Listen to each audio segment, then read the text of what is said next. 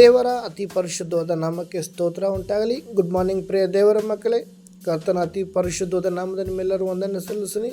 ಈ ಮುಂಜಾನೆ ವೇಳೆ ದೇವರ ಸನ್ನಿಧಿಯಲ್ಲಿ ಮೊದಲು ನಾವು ಪ್ರಾರ್ಥಿಸೋಣ. ಪರಿಶುದ್ಧನು, ಮಹೋನ್ನತನು, ಸರ್ವಶಕ್ತನು ಆಗಿರುವಂಥ ನಮ್ಮ ಪರಲೋಕದ ತಂದೆಯಾದ ದೇವರೇ, ಅಪ್ಪ, ಈ ಒಂದು ಒಳ್ಳೆಯ ಸಮಯಕ್ಕಾಗಿ ಸ್ತೋತ್ರ ಕರ್ತನೆ. ತಂದೆಯಾದ ದೇವರೇ, ಈ ಒಂದು ತಿಂಗಳ ಕೊನೆಯ ಭಾಗದಲ್ಲಿ ನಾವು ಬಂದಿದ್ದೇವೆ ರಾಜ. ಈ ಮುಂಜಾನೆ ವೇಳೆಯಲ್ಲಿ ಸ್ವಾಮಿ ಅಪ್ಪ, ನಿನ್ನ ಸನ್ನಿಧಿಯಲ್ಲಿ ಬಂದು ಪ್ರಾರ್ಥಿಸಲು, ಜೀವನ ವಾಕ್ಯವನ್ನು ಧ್ಯಾನಿಸಲು ಕೊಟ್ಟಂಥ ಕೃಪೆಯಾಗಿ ಸ್ತೋತ್ರ ರಾಜ. ಈ ಒಂದು ವಾಕ್ಯ ನೋಡ್ತಿರುವಂಥ ಪ್ರತಿಯೊಂದು ದೇವರ ಮಕ್ಕಳು ನಿನ್ನ ಹಸ್ತಕ್ಕೊಪ್ಪಿಸಿಕೊಟ್ಟು ಪ್ರಾರ್ಥನೆ ದೇವರೇ. ಈ ವೇಳೆ ನೋಡುವವರ ಜೀವಿತದಲ್ಲಿ ಈ ಒಂದು ದಿನದಲ್ಲಿ ಕೇಳ್ಪಡೋ ವಾಕ್ಯ ಒಬ್ಬೊಬ್ಬರ ಜೀವಿತದಲ್ಲಿ ಬಲವಾದ ಕಾರ್ಯ ನಡೆಸಲ್ಪಡಲಿಕ್ಕಂತಾರೆ. ನಿನ್ನ ವಾಕ್ಯದ ಮುಖಾಂತರ ನಮ್ಮೊಬ್ಬರನ್ನು ಸಂತೈಸು, ನಿನ್ನ ವಾಕ್ಯದ ಮುಖಾಂತರ ನಮ್ಮೊಬ್ಬರನ್ನು ಬಲಪಡಿಸು ರಾಜ. ವಾಕ್ಯಗಳ ಪದಗಳ ಗೂಢಾರ್ಥ ತಿಳಿಯಪಡಿಸೋದು ನನ್ನನ್ನೇ ನಿನ್ನ ಹಸ್ತಕ್ಕೊಪ್ಪಿಸಿಕೊಟ್ಟು ಪ್ರಾರ್ಥಿಸ್ತಾ ಕರ್ತನೆ. ಈ ವೇಳೆಯಲ್ಲಿ ಸ್ವಾಮಿ ನಮ್ಮೊಬ್ಬೊಬ್ಬರ ನಿರೀಕ್ಷೆ ನಿನ್ನ ಮೇಲಿದೆ ಕರ್ತನೆ. ಈ ದಿನದಲ್ಲಿ ಸ್ವಾಮಿ ಅಪ್ಪ, ನಿನ್ನ ವಾಕ್ಯದ ಮುಖಾಂತರ ನಮ್ಮ ಇರುವಂಥ ಎಲ್ಲ ಪರಿಸ್ಥಿತಿಗಳಿಂದ ಹೊರತರುವಾತ ನೀನಾಗಿದ್ದೆ. ಈ ಸಮಯ ನಮ್ಮನ್ನು ಬಲಪಡಿಸುವಂಥ ನೀನಾಗಿದೆ, ನಮ್ಮ ಸಂತೈಸುವಂಥ ನೀನಾಗಿದೆ ಸಪ್ಪ. ಅದಕ್ಕಾಗಿ ನಿನ್ನ ಹಸ್ತಕ್ಕೆ ಪ್ರತಿಯೊಬ್ಬರನ್ನು ಸಮರ್ಪಿಸಿಕೊಟ್ಟು ಪ್ರಾರ್ಥಿಸ್ತಾನೆ. ಸಣ್ಣ ಪ್ರಾರ್ಥನೆ ಕೇಳಿದಕ್ಕೆ ಸ್ತೋತ್ರ. ದೊಡ್ಡ ಅದ್ಭುತ ನಮ್ಮ ಜೀವಿತದಲ್ಲಿ ನಡೆಸೋದಕ್ಕೆ ಸ್ತೋತ್ರ. ಯೇಸುವಿನ ಮೊದಲು ನಮ್ಮದು ಪ್ರಾರ್ಥಿಸ್ತೇನೆ ನನ್ನ ತಂದೆಯಾದ ದೇವರೇ, ಆಮೇಲೆ ಸ್ತೋತ್ರ. ಗುಡ್ ಮಾರ್ನಿಂಗ್ ಪ್ರಿಯ ದೇವರ ಮಕ್ಕಳೇ, ಕರ್ತನ ಅತಿ ಪರಿಶುದ್ಧ ನಾಮದಲ್ಲಿ ಮತ್ತೊಂದು ಬಾರಿ ವಂದನೆ ಸಲ್ಲಿಸ್ತೀನಿ. ಎಲ್ಲರೂ ಹೇಗಿದ್ದೀರಾ? ನೀವೆಲ್ಲರೂ ಸಂತೋಷವಿದ್ದೀರಂತ ನಾನು ಭಾವಿಸ್ತೀನಿ. ನೀವು ಹೇಗೆ ಇದ್ದರು, ಎಲ್ಲೇ ಇದ್ದರು, ದೂರದಲ್ಲಿದ್ದರು, ಸಮೀಪದಲ್ಲಿದ್ದರು, ಇರುವಂಥ ಸ್ಥಳದಲ್ಲಿ ದೇವರು ನಿಮ್ಮೆಲ್ಲರನ್ನು ಆಶೀರ್ವದಿಸಲಿ. ನಿಮ್ಮೆಲ್ಲರಿಗೋಸ್ಕರ ನಾವು ಪ್ರಾರ್ಥಿಸ್ತೇವೆ. ನಿಮ್ಮ ಪ್ರಾರ್ಥನೆ ಮನವಿ ಏನಾದರೂ ಇದ್ದರೆ ಕಮೆಂಟ್ ಮೂಲಕ ತಿಳಿಸಿ. ಹೌದು, ಈ ಮುಂಜಾನೆ ವೇಳೆ ದೇವರು ಕೊಟ್ಟಂಥ ಆಲೋಚನೆ ನಾವು ಧ್ಯಾನಿಸೋಣ. ಯೆಶಾಯನ ಪ್ರವಾದನ ಗ್ರಂಥ 40ನೇ ಅಧ್ಯಾಯ 31ನೇ ವಾಕ್ಯ ತೆಗೆದಿರೋರು ಓದಿ. ಯೆಹೋವನನ್ನು ನಿರೀಕ್ಷಿಸಿಕೊಂಡಿರುವವರು ಹೊಸ ಬಲವನ್ನು ಹೊಂದುವರು. ಆಮೇಲೆ ಪ್ರಿಯ ದೇವರ ಮಗುವೆ, ಇಲ್ಲಿ ವಾಕ್ಯ ಏನಂತ ಬರೆಯಲ್ಪಟ್ಟಿದೆ? ಯೆಹೋವನನ್ನು ನಿರೀಕ್ಷಿಸಿಕೊಂಡಿರುವವರು ಹೊಸ ಬಲವನ್ನು ಹೊಂದಿರುವರು. ಈ ದಿನ ಮೊದಲು ನಾವು ಯಾರ ಮೇಲೆ ನಿರೀಕ್ಷೆ ಇಟ್ಟಿದ್ದೇವೆ? ಈ ದಿನದಲ್ಲಿ ನಾವೇನು ಮಾಡ್ತೇವೆ? ಕುಟುಂಬದವರ ಮೇಲೆ ನಿರೀಕ್ಷೆ ಇಟ್ಟಿದ್ದೇವೆ, ಅಥವಾ ಸ್ನೇಹಿತರ ಮೇಲೆ ನಿರೀಕ್ಷೆ ಇಟ್ಟಿರ್ತೀವಿ, ಬಂಧು ಮಿತ್ರರ ಮೇಲೆ ನಿರೀಕ್ಷೆ ಇಟ್ಟಿರ್ತೀವಿ. ಮೊದಲು ದೇವರ ಮೇಲೆ ನೀನು ನಿರೀಕ್ಷೆ ಇರಬೇಕು. ನೀನು ದೇವರ ಮೇಲೆ ನಿರೀಕ್ಷೆ ಇಡುವುದಾದರೆ ಹೊಸ ಬಲನು ಹೊಂದುವಿರಿ. ಆಮೇಲೆ ಹಾಲೆಲೂಯಾ. ಉದಾಹರಣೆಗೆ ಪ್ರಿಯ ದೇವ್ರ ಮಗುವೆ, ಒಬ್ಬ ವ್ಯಕ್ತಿ ಒಂದು ಕಂಪನಿಲಿ ಅಥವಾ ಒಂದು ಫ್ಯಾಕ್ಟ್ರಿಲಿ ಕೆಲಸ ಮಾಡುವಾಗ ತಿಂಗಳಿಗೆ ಬರುವಂಥ ಒಂದು ಸಂಬಳ ಮೇಲೆ ಒಂದು ನಿರೀಕ್ಷೆ ಇಟ್ಟಿರ್ತಾನೆ. ಯಾಕಾಗಿ? ಅವನ ಒಂದು ಕಮಿಟ್ಮೆಂಟು, ಅವನಿಗೊಂದು ಕೆಲವು ಜವಾಬ್ದಾರಿಗಳಿರುತ್ತೆ. ಬಾಡಿಗೆ ಕಟ್ಟಬೇಕು, ಮಕ್ಕಳ ವಿಷಯ ಸ್ಕೂಲ್ ಫೀಸ್ ಕಟ್ಟಬೇಕು, ಅಥವಾ ಮನೇಲಿ ಹಣಕಾಸು, ಮನೇಲಿ ಒಂದು ಆಹಾರ ವಿಷಯ ಇರ್ಬೋದು, ಪ್ರತಿಯೊಂದು ಕೊರತೆಗಳು ಇರ್ತದೆ. ಏನಕ್ಕಂದರೆ ಅವನು ದಿನ ಪೂರ್ತಿ ಕೆಲಸ ಮಾಡ್ತಾನೆ.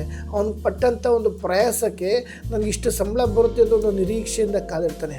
ಪ್ರಿಯ ದೇವರ ಮಗುವೆ, ಈ ಲೋಕದಲ್ಲಿ ನೀನು ಜೀವಿಸುತ್ತಿರುವಾಗ, ನೀನು ಈ ಲೋಕದ ಪ್ರಯಾಣದಲ್ಲಿ ಜೀವಿಸುವಾಗ ನಿನಗೊಂದು ನಿರೀಕ್ಷೆ ಇರಬೇಕು. ಯಾಕಂದರೆ ನನ್ನ ಕರ್ತನ ದೇವರು ನಿನ್ನನ್ನು ಎಂಥ ಪರಿಸ್ಥಿತಿಯಿಂದ ಹೊರ ತಂದಿದ್ದಾನೆ. ಎಲ್ಲರೂ ಕೈ ಬಿಟ್ಟಂಥ ಪರಿಸ್ಥಿತಿಯಲ್ಲಿ, ಎಲ್ಲ ತೂಚಿಯಿಂದ ದೂರ ತಳ್ಳಿದಂಥ ಪರಿಸ್ಥಿತಿಯಲ್ಲಿ, ಬಂಧು ಮಿತ್ರರು ಕೈ ಬಿಟ್ಟಂಥ ಪರಿಸ್ಥಿತಿಯಲ್ಲಿ ಆತನು ನಿನ್ನನ್ನು ನಡೆಸಿದ್ದಾನಲ್ವಾ? ಆತನು ನಿನಗೆ ಒಳ್ಳೆಯ ಆರೋಗ್ಯ ಕೊಟ್ಟಿದ್ದಾನಲ್ವಾ? ಆತ ನಿನಗೆ ಎಲ್ಲ ಸಂದರ್ಭದ ತಂದೆಯಂತೆ, ತಾಯಿಯಾಗಿ ದೇವರಂತೆ ಸಂತೈಸಿದನಲ್ಲ, ಆತನನ್ನು ನೀನು ನಿರೀಕ್ಷಿಸಿಕೊಂಡಿರು. ಪ್ರಿಯ ದೇವರ ಮಗುವೆ, ನೀನು ನೀ ಮುಂಜಾನೆ ವೇಳೆ ನಿರೀಕ್ಷಿಸಿಕೊಂಡಿರುವುದಾದರೆ ದೇವರ ವಾಕ್ಯ ಬರಲ್ಪಡದೆ ಹೊಸ ಬಲನು ಹೊಂದುವಿರಿ. ಆ ಒಂದು ಹೊಸ ಬಲ ನಿನ್ನ ಆತ್ಮಿಕ ಜೀವಿತದಲ್ಲಿ ಪ್ರಾರ್ಥನೆ ವಿಷಯದಲ್ಲಿ ಬಿದ್ದೋಗಿರ್ಬೋದು. ಈ ದಿನ ಪ್ರಾರ್ಥನೆ ವಿಷಯದಲ್ಲಿ ನನ್ನ ದೇವರು ಹೊಸ ಬಲ ಅನುಗ್ರಹಿಸುವಾತನಾಗಿದ್ದಾನೆ.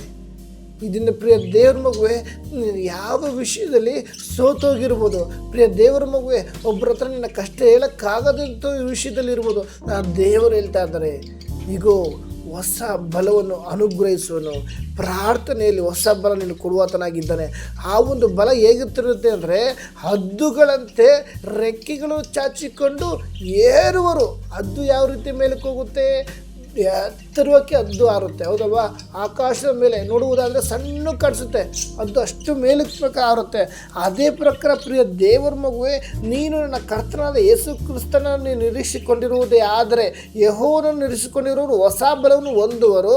ಅವರು ಹದ್ದುಗಳಂತೆ ರೆಕ್ಕೆಗಳನ್ನು ಚಾಚಿಕೊಂಡು ಏರುವರು. ಈ ದಿನ ದೇವರನ್ನು ನಿರೀಕ್ಷಿಸಿಕೊಂಡಿರುವಾಗ ನಿನ್ನ ಪ್ರಾರ್ಥನೆ ಹೆಂಗಿರುತ್ತೆ ಅಂದರೆ, ದಿನೇ ದಿನೇ ದಿನೇ ದಿನೇ ಆತ್ಮಿಕವಾಗಿ ಮೇಲೆ ಹೇಳುತ್ತೀವಿ ಹೊರತು ಕೇಳಿಕ್ಕೆ ಹೋಗೋದಿಲ್ಲ. ಇವತ್ತು ನಿನ್ನ ಆತ್ಮಿಕ ಜೀವಿತ ಅಥವಾ ಇವತ್ತು ನಿನ್ನ ಪ್ರಾರ್ಥನೆ ಜೀವಿತ ಕಡಿಮೆ ಆಗಿದೆಯಾ ಅಥವಾ ಮೇಲಕ್ಕಿದೆಯಾ? ನಿನ್ನ ಪ್ರಾರ್ಥನೆ ಕಮ್ಮಿ ಆಗಿದೆ ಅಂದರೆ ಎಲ್ಲೋ ನಿರೀಕ್ಷೆ ಸೋರೋಗಿದೆ. ಎಲ್ಲೋ ದೇವರ ಮೇಲಿಟ್ಟಿರುವಂಥ ಒಂದು ನಿರೀಕ್ಷೆ ಕಮ್ಮಿಯಾಗಿದೆ. ಪ್ರಿಯ ದೇವರ ಮಗುವೆ, ನಿನ್ನ ಪ್ರಾರ್ಥನೆ ಜೀವಿತ ಇದನ್ನು ದಿನೇ ದಿನೇ ಮೇಲಕ್ಕೆ ಹೋಗಬೇಕು ಹೊರತು ಕೆಳಕ್ಕೆ ಹೋಗಬಾರ್ದು. ನಿನ್ನೆ ಇದ್ದಂಥ ಪ್ರಕಾರ ಅಲ್ಲ, ನಿನ್ನೆ 5 ನಿಮಿಷ ಮಾಡಿದೆ, ಇವತ್ತು 10 ನಿಮಿಷ ಪ್ರಾರ್ಥನೆ ಮಾಡು. ಇದನ್ನೇ ಎಷ್ಟು ನಿಮಿಷ ಮಾಡಿದೆ, ನಿನ್ನ ಯಾವ ರೀತಿ ದೇವರ ಸನ್ನಿಧಿ ದೇವರ ಪ್ರಸನ್ನತೆಯಲ್ಲಿದೆ ಅದೇ ಪ್ರಸನ್ನತೆ ನೀನು ಬರಬೇಕು.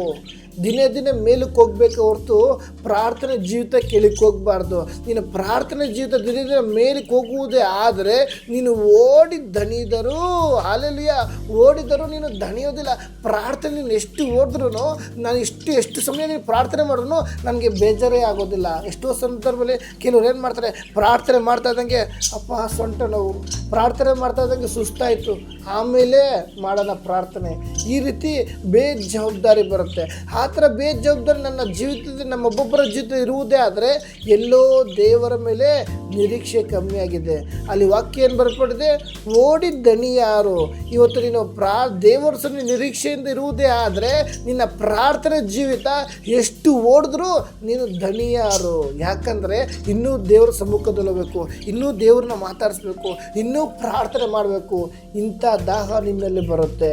ಇಂಥ ದಾಹ ಇವತ್ತು ನಿನ್ನಲ್ಲಿ ಇಲ್ಲ ಅಂದರೆ ಎಲ್ಲೋ ದೇವರ ಮೇಲಿಟ್ಟಂಥ ನಿರೀಕ್ಷೆ ಕಮ್ಮಿ ಆಗಿದೆ. ನಿರೀಕ್ಷೆ ಪ್ರತಿಯೊಬ್ಬರಲ್ಲೂ ಇರುತ್ತೆ, ಆದರೆ ದೇವರ ಮೇಲೆ ಇರುವಂಥ ನಿರೀಕ್ಷೆ ಅದು ಬಲವಾಗಿರಬೇಕು. ಪ್ರಿಯ ದೇವ್ರ ಮಗುವೆ, ಆಗಿರುವುದೇ ಆದರೆ ನನ್ನ ದೇವರಿಗೆ ಮುಂಜಾನೆ ವೇಳೆಯಲ್ಲಿ ಹೊಸ ಬಲವನ್ನು ಅನುಗ್ರಹಿಸುತ್ತಾನೆ. ಹದ್ದುಗಳಂತೆ ಮೇಲಕ್ಕೆ ಹಾರುವ ರೀತಿ ನಿನ್ನ ಆತ್ಮಿಕ ಜೀವಿತ ನಿನ್ನ ಎಬ್ಬಿಸುವತನಾಗಿದ್ದಾನೆ. ಆತ್ಮಿಕ ಜೀವಿತ ಎಬ್ಬಿಸೋದು ಮಾತ್ರವಲ್ಲದೆ ನೀನು ಓಡಿದ್ದಣಿ ಯಾರು. ಪ್ರಾರ್ಥನೆಯಲ್ಲಿ ನೀನು ಎಷ್ಟು ಓಡಿದ್ರು, ನಿನ್ನ ಎಷ್ಟು ಬೇಜಾರಾಗದಂತೆ ನನ್ನ ಕರ್ತನ ದೇವರನ್ನ ಸಂತೈಸುವತನಾಗಿದ್ದಾನೆ. ನಡೆದರೂ ಬಳಲನು, ಹಾಲೆಲೂಯಾ, ನಡೆದರೂ ಬಳಲರು.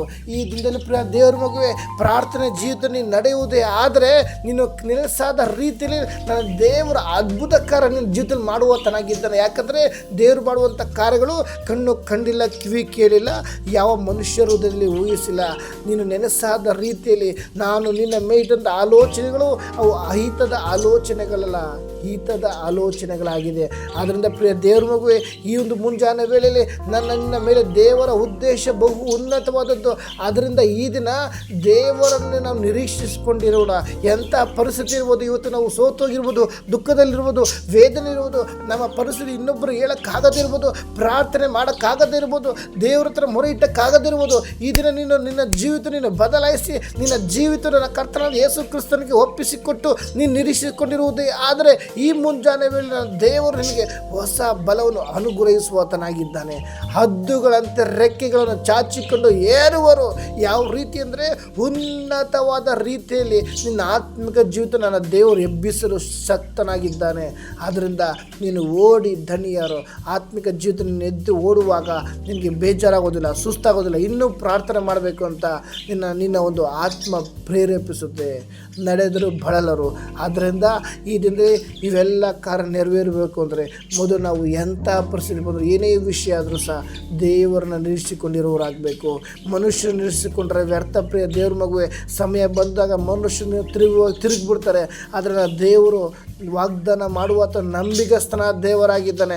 ಕರೆದಾತನು ಇಂದು ಎಂದೆಂದು ಜೀವಿಸುವಾತನಾಗಿದ್ದಾನೆ. ಆಮೇಲೆ ಅದರಿಂದ ಈ ಮುಂಜಾನೆ ವೇಳೆಯಲ್ಲಿ ಯಾವುದೇ ಪರಿಸ್ಥಿತಿ ಇರ್ಬೋದು, ನಾವು ದೇವರು ನಿರೀಕ್ಷಿಸಿಕೊಂಡಿರೋಣ. ನೀನು ದೇವರು ನಿರೀಕ್ಷಿಸಿಕೊಂಡಿರುವುದಾದರೆ ಈ ಮುಂಜಾನೆ ವೇಳೆ ಹೊಸ ಬಲ ನಿನಗೆ ಅನುಗ್ರಹಿಸುವಾತನಾಗಿದ್ದಾನೆ. ಆಮೇನ್. ಈ ಒಂದು ವಾಕ್ಯದ ಮುಖಾಂತರ ದೇವರು ನಿಮ್ಮೆಲ್ಲರನ್ನು ಆಶೀರ್ವದಿಸಲಿ. ಆಮೇನ್.